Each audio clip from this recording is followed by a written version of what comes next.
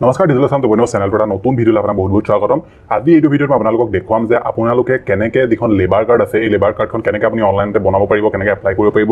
গতিকে সম্পূৰ্ণ মই আজি ভিডিঅ'টো ষ্টেপ বাই ষ্টেপ দেখুৱাম। গতিকে ভিডিঅ'টো যথেষ্ট এটা ইনফৰ্মেটিভ ভিডিঅ' হ'ব, সম্পূৰ্ণৰূপে আপুনি প্ৰথমৰ পৰা শেষলৈকে চাব। লেবাৰ কাৰ্ড কেনেকৈ বনাব লাগিব আপোনালোকক মই তাৰ ওপৰত এটা ভিডিঅ' বনাই থোৱা আছে অলৰেডি, কিন্তু আজি এই ভিডিঅ'টো মই আপোনালোকক আকৌ দেখুৱাম। সেই ভিডিঅ'টো মই ডিটেইলছকৈ আপোনালোকক কৈ থোৱা আছিলে যে লেবাৰ কাৰ্ড কেনেকৈ বনাব লাগিব, কি কৰিব লাগিব, লেবাৰ কাৰ্ড কোন সকলোকে বনাব পাৰিব। গতিকে আমি কোন সকলোকে বনাব পাৰিব এইখিনি কথা ডিছকাছ নকৰোঁ ইমান ডিটেইলছকৈ।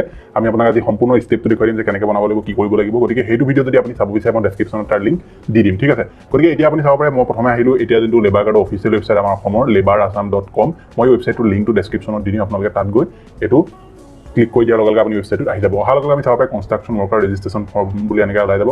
ইয়াত আপোনালোকে প্ৰথমে আপোনাৰ যিটো অফিচ আছে অফিচটো আপুনি চিলেক্ট কৰিব লাগিব। আপোনাৰ যিটো লেবাৰ অফিচ আছে, office of the labour inspector বা office of the labour officer আপোনাৰ ডিষ্ট্ৰিক্টত যিটো আছে আপুনি এনেকৈ চিলেক্ট কৰি ল'ব। তাৰপৰা তলত আপোনাৰ যিটো নাম আছে নামটো দিব লাগিব। তাৰপৰা আপুনি ফাদাৰ্ছ নেম বা হাজবেণ্ড নেম দিব। ইয়াত চাওক অকল পুৰুষে নহয় মহিলাই বনাব পাৰিব, সেইকাৰণে আপুনি আপোনাৰ দেউতাৰ নামো দিব পাৰে বা হাজবেণ্ডৰ নামো দিব পাৰে। যদি মহিলা হয়, যদি আপুনি বিয়া হ'ল, আপোনাৰ হাজবেণ্ড আছে, তেতিয়াহ'লে আপুনি হাজবেণ্ডৰ নেমটো ইয়াত দিব। যদি পুৰুষ হয় বা মহিলা হ'লেও আপুনি ফাদাৰ্ছ নেমো দিব পাৰিব, কোনো প্ৰব্লেম নাই। এতিয়া আমি চাব ডেট অফ বাৰ্থটো দিব লাগিব। ইয়াত আপোনাৰ দি থোৱা আছে not less than 18 years and not more than 55 years, মানে আপুনি 18 বছৰ বয়সৰ তলৰ আপুনি হ'ব নালাগিব আৰু 55 বছৰ বয়সৰ ওপৰৰ হ'ব নালাগিব। তাৰপৰা ডেট অফ বাৰ্থৰ প্ৰুফ দিব লাগিব, য'ত আপুনি ইয়াত ফাইল দিব লাগিব ডেট অফ বাৰ্থৰ প্ৰুফৰ কাৰণে। ইয়াত আপুনি দি দিব আপোনাৰ ডেট অফ বাৰ্থ যিটো চাৰ্টিফিকেট আছে, বাৰ্থ চাৰ্টিফিকেটো দিব পাৰে বা পেন কাৰ্ডো দিব পাৰে, আধাৰ কাৰ্ডো দিব পাৰে, ইয়াত আপুনি দি দিব। তাৰপৰা আপলোড কৰিব লাগিব আপোনাৰ ফটো এখন। ইয়াত আপুনি চাব পাৰে maximum file size allowed is 150 KB, only PNG and JPEG image allowed. আপুনি যিখন ফটো ইয়াত আপলোড কৰিব সেই ফটোখন আপোনাৰ 150 KB ভিতৰত হ'ব লাগিব আৰু ফটোখন PNG বা JPEG ইমেজ হ'ব লাগিব। বেলেগ আপুনি যদি দিয়ে নহ'ব, JPEG বা ধৰি লওক বেলেগ কিবা যদি আপুনি দিয়ে নহ'ব। তেতিয়া চিগনেচাৰ আপুনি ইমেজ দিব লাগিব। আপুনি এখন ব্লেংক কাগজত চিগনেচাৰটো কৰিব, কৰি ফটোখন আপুনি বনাই ইয়াত আপলোড কৰিব লাগিব। ইয়াতো তেনেকৈ 150 KB ভিতৰত দিব লাগিব আৰু PNG বা JPEG ফাইলত আপুনি দিব লাগিব। তাৰপৰা জেণ্ডাৰটো চিলেক্ট কৰি ল'ব, মেল নে ফিমেল। ইয়াত আপুনি চাওক য'ত যদি ৰঙা ষ্টাৰ মাৰ্কটো দেখিছে এই বস্তুকেইটা আপুনি ফিল কৰা মেণ্ডেটৰী, ঠিক আছে। এইকেইটা ফিল নকৰিলে আপোনাৰ এখন ছাবমিট নহয়। তাৰপৰা মোবাইল নম্বৰটো দিব। মোবাইল নম্বৰটো দিয়াৰ পাছত আপুনি ইয়াত এটা নটিফিকেশ্যন দেখিছে, নটিচ দেখিছে, নিৰ্মাণ শ্ৰমিকসকলে অনলাইনৰ দ্বাৰা পঞ্জীয়ন কৰাৰ ক্ষেত্ৰত কিছু সাৱধানতা অৱলম্বন কৰিব লাগিব।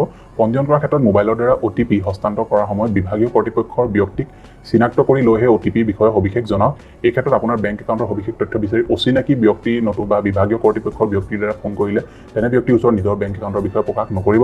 তেনে ক্ষেত্ৰত অতি সোনকালে ঊৰ্ধ্বতম কৰ্তৃপক্ষক অৱগত কৰক। মানে কি হয়, আপুনি এই ধৰণৰ কাৰ্ডসমূহ বনোৱাৰ পাছত আমাৰ কি হয়, যেনে ই শ্ৰম কাৰ্ডৰ মাজত এটা ফ্ৰড হৈছিল যে বহুতে আপোনালোকৰ একাউণ্টটো এক্টিভ কৰাই দিম বুলি ফোন কৰিছিল, তাৰপৰা বহুতে আধাৰ কাৰ্ডটো এক্টিভ কৰাম বুলি ফোন কৰি দিছিল। গতিকে এনেকুৱা ক্ষেত্ৰত আপোনালোকৰ যদি কিবা ফোন আহে যে আপোনাৰ শ্ৰমিক কাৰ্ডটো আমি এক্টিভ কৰাই দিম বা শ্ৰমিক কাৰ্ডটোত আপোনাৰ পইচা সোমাব, আপুনি এইখিনি কাম কৰিব লাগিব, তেতিয়াহে আপোনাৰ শ্ৰমিক কাৰ্ডত পইচা সোমাব।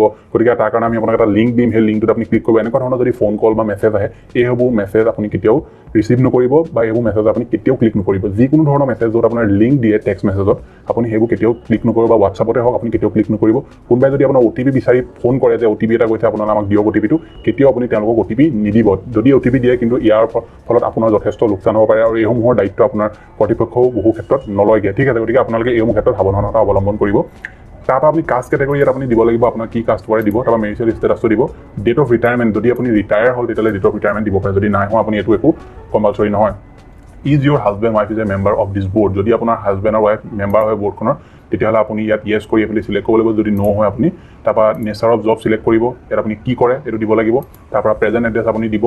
ইয়াত আপোনাৰ নেচাৰ অফ জবত বহুত আপোনাৰ চাব পাৰে, welder, wall printer, wall executor, road labour, plumber helper, plumber, painter, তাৰপৰা আপোনাৰ mason helper, mason, marble fitter, ইয়াত বহুতবিলাক আছে। আপোনাৰ আদাৰ্ছ, আপোনাৰ যদি এইসমূহৰ ভিতৰত নপৰে তেতিয়াহ'লে আদাৰ্ছ অপশ্যনটো আপুনি চুজ কৰিব পাৰে। তাৰপৰা আপুনি তললৈ আহিব, ইয়াত আপোনাৰ ডিষ্ট্ৰিক্ট চিলেক্ট কৰিব। ইয়াত আপোনাৰ সম্পূৰ্ণ প্ৰেজেণ্ট এড্ৰেছটো দিব।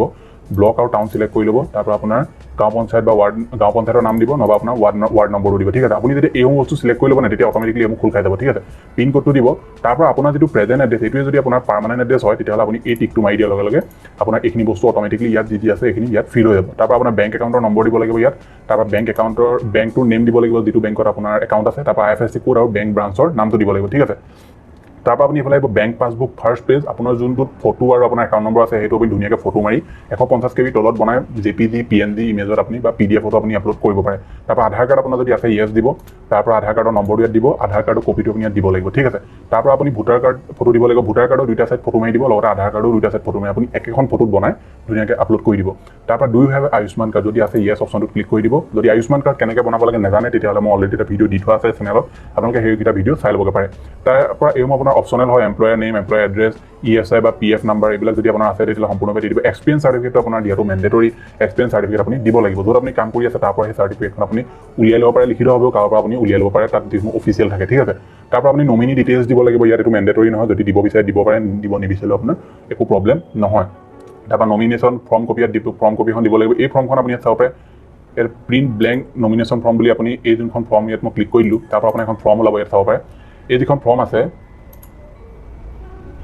এই যিখন ফৰ্ম আপুনি দেখিছে এই ফৰ্মখন আপুনি উলিয়াই ল'ব লাগিব উলিয়াই ফৰ্মখন আপুনি ধুনীয়াকৈ ফিল কৰিব লাগিব ফিল কৰি আপোনালোকে কি কৰিব লাগিব ফটো মাৰিব লাগিব আৰু ফটো মাৰি আপোনালোকে ইয়াত এখন আপলোড কৰি দিব লাগিব ঠিক আছে ইয়াত যদি প্ৰিণ্ট ব্লেংক নমিনেশ্যন ফৰ্ম বুলি এই অপশ্যনটো ক্লিক কৰি দিয়াৰ লগে লগে আপোনাৰ এই PDF টো আহি যাব প্ৰিণ্ট কৰি ল'ব আপোনাৰ যদি প্ৰিণ্টাৰ নাই তেতিয়াহ'লে আপুনি দোকানত এখন প্ৰিণ্ট কৰা আনিব তাৰ পৰা আপুনি ধুনীয়াকৈ এখন ফিল কৰিব ফিল কৰি আপোনাৰ চিগনেচাৰ মাৰিবলৈ কৈছে আপুনি মাৰি ল'ব মাৰি তাৰ পৰা ধুনীয়াকৈ ফটো মাৰি আপুনি ইয়াত আহি ইয়াত আপুনি আপলোড কৰি দিব আৰু তেনেকৈ আপুনি এখনো 150 কে ভিতৰতে বনাব লাগিব ঠিক আছে ৰেজিষ্ট্ৰেশ্যন ফৰ্ম কপিটো তেনেকৈ প্ৰিণ্ট ব্লেংক ৰেজিষ্ট্ৰেশ্যন ফৰ্মত ক্লিক কৰিলে আপোনাৰ এখন PDF ডাউনলোড হ'ব এই PDFখন আপোনাৰ প্ৰিণ্ট কৰি ল'ব লাগিব প্ৰিণ্ট কৰি আপুনি ধুনীয়াকৈ এইখন চাব পাৰে মই ডাঙৰ কৰি দিছোঁ আপোনাক এইখন আপুনি অকণমান যদি ফিল কৰিব লাগিব ধুনীয়াকৈ ফিল কৰি আপুনি ইয়াত যি বস্তু আছে সম্পূৰ্ণভাৱে আপুনি সববিলাক বস্তু ফিল কৰিব তাৰ পৰা ধুনীয়াকৈ আপুনি এখন PDF আপুনি দিব পৰা অপশ্যন আছে ইয়াত আপুনি চাব পাৰে ইয়াত PDF টো দিব পাৰে এনেকুৱা কোনো প্ৰব্লেম নাই আপুনি ধুনীয়াকৈ এখন ফটো ফৰ্মখন আপুনি ধুনীয়াকৈ ফিল আপ কৰিব ফিল আপ কৰি আপুনি এখন ফটোখন মাৰি ল'ব ধুনীয়াকৈ ফটো কেমেৰাত ফটো মাৰি মোবাইলৰ কেমেৰা তাৰপৰা এটা PDF আপুনি বস্তুখিনি বনাই পেলাব মই অলৰেডি এটা ভিডিঅ' দি থোৱা আছে যে PDF বা ফটো কেনেকৈ কম্বাইন কৰিব লাগে আপুনি এইকেইটা বস্তু তেনেকৈ কৰি ল'ব ঠিক আছে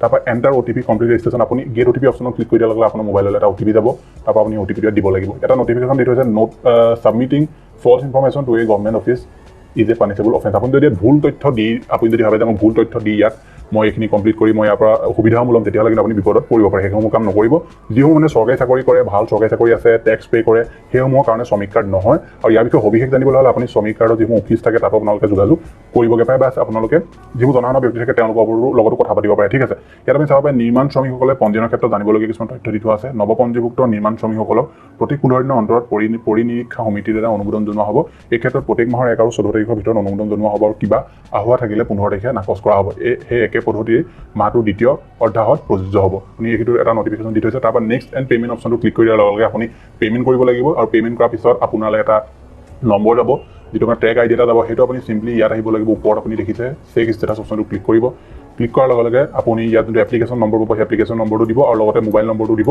তাৰপৰা চেক অপশ্যনটো ক্লিক কৰিলে আপোনাৰ যোনটো কাৰ্ড আছে কাৰ্ডটো কিমান দূৰ আগবাঢ়িলে এপ্ৰুভ হ'ল নে নাই এইখিনি বস্তু আপুনি ইয়াত গম পাই যাব গতিকে এনেকৈ অতি সহজে আপোনালোকে যিটো শ্ৰমিক কাৰ্ড আছে বনাব পাৰে যদি আপুনি ঘৰত বনাব নোৱাৰে তেতিয়াহ'লে ওচৰৰ কম্পিউটাৰ কেফে বা CSC চেণ্টাৰত গৈ আপোনালোকে এইসমূহ কাম কৰিবগৈ পাৰে যদি ভিডিঅ'টো ভাল লাগে ভিডিঅ' লাইক কৰিব আৰু শ্ৰমিক কাৰ্ড কোনসকলোকে বনাব পাৰে বনাব নোৱাৰে মই তাৰ ওপৰত এটা ভিডিঅ' বনাই থোৱা আছে আপুনি সেই ভিডিঅ'টো চাই ল'ব যদি এইটো ভিডিঅ' ভাল লাগিলে ভিডিঅ' লাইক কৰিব শ্বেয়াৰ কৰিব চেনেলটো যদি প্ৰথম আহিছিলে ছাবস্ক্ৰাইব কৰি অন নটিফিকেশ্যন বেলটো অন কৰিবলৈ নাপাহৰিব লগ পাম এটা নতুন ভিডিঅ' আজিলৈ